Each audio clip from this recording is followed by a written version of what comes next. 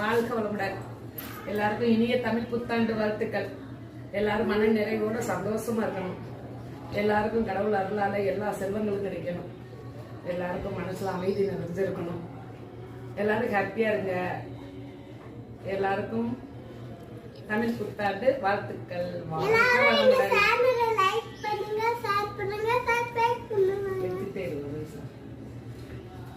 நாங்களும் இன்னைக்கு கோயில் கிளம்பிட்டோம்.